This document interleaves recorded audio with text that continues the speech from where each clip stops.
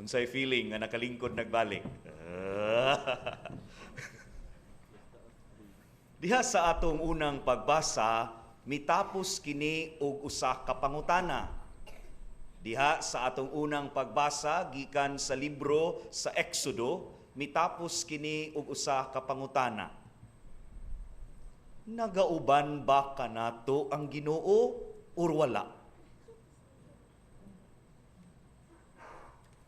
Mga igsuon ko diha ni Kristo.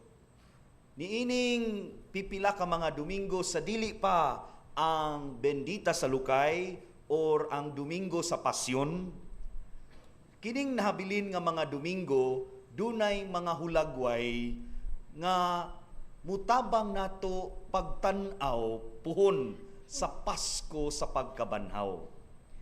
Mga hulagway kini nga dunay kalambigitan sa bunyag nga pagadawaton sa mga dako na o kanato nga murenew niya sa atong bunyag. Highlight na siya sa atong pagsaulog sa Pasko sa pagkabanhaw. O karong Domingguha, ang hulagway mao ang tubig.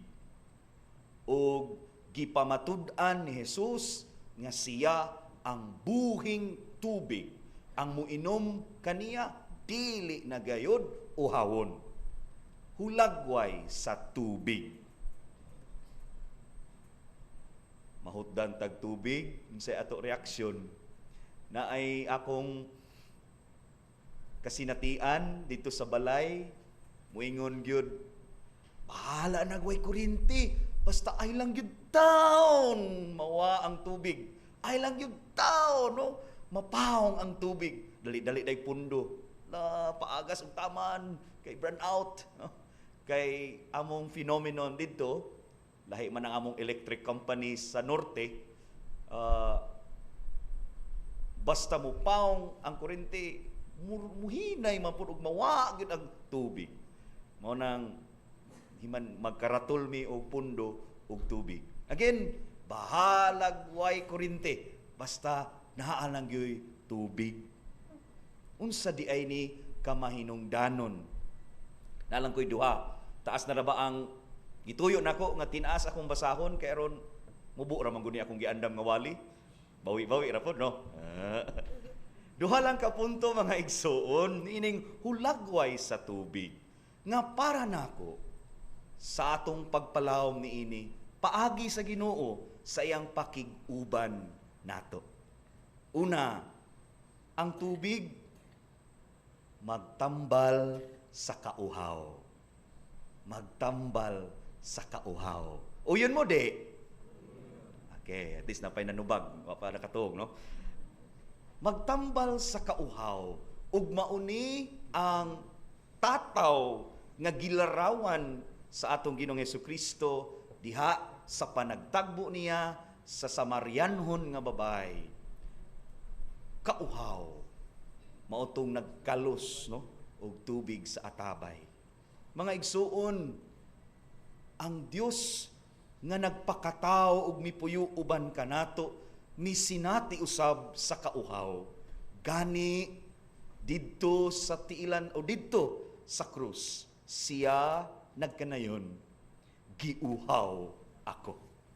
Sa iyang pagka-Diyos, sa iyang pagpuyo uban nato, nakasinati sad siya sa maong kauhaw. Ug mianhi siya aron mahimong tambal, aron maoy mukwench no sa unsay atong kauhaw. Miapil si Kristo sa kauhaw nato sa kalinaw. Miapil si Kristo diha sa kauhaw sa panaghiusa, longing and thirsting for unity and communion. You thirsting for peace. Kauhaw sab sa paghigugma. Na ako'y nabasahan niingon, daghan ko no nato nga kay baw mo higugma apan nakasinati man og mga rejections, Daghan kuno nato buot sabton pero naamay kusog mo hukom. Unsa kaha nga gugma naa gyud ay ang kauhaw sa matuod nga paghigugma. Kauhaw sab sa matuod nga kalipay. Di ta kumpiyansa ini kumusta nato sa usa ka tawo or usa ka batan-on or usa ka anak. We smile lang na, pero wa ta kay baw unsay naa sa iyang kinahiladman.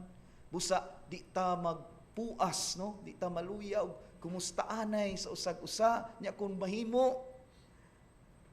Ato silang ingnon nga sulti ila mis tinuod, di man kanamo hukman. No? Naami aron maminaw. O sana kauhaw sa pagpaminaway. No? Kuway klarong kalipay kung wa moagi og tarong nga pagpaminaway. Kauhaw sa panaghigalaay.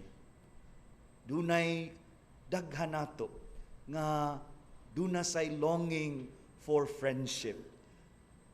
And niining mga butanga, mga igsuon, klase sa kauhaw nga ako lang na kit-an o na pamalandungan. Miapil si Jesus niini aron ta matambalan sa atong kauhaw. Ikaduha, ang tubig hulagway kini nga gamiton sab nato aron maglimpyo sa unsay hugaw. Gamit kayo no. Banwasi ra gud ni. Pak. Naay abog kayo no na. Para nginig pangagi dili mo aris atong balay, atong kural hala. Basa na nagtubig no. Sa pa basta na live ra ba ni? Lahi mo na asa kung una-una, musumpay na ginunta ko. Limpyo sa unsay hugaw kana. Mga igsuon, mausad ang pamaagi ni Kristo nato. To cleanse something what is dirty. Kahugaw pananglit sa pagdinumtanay. Kahugaw pananglit sa pagdinautay. Kahugaw sa sala. Kahugaw sa korupsyon. Na grabe na og kadaot nga nahatag sa katilingban. Kani nga mga kahugawan, andam ni limpyuhan sa Dios. Nya, gipangutana baya gyud ta sa first reading.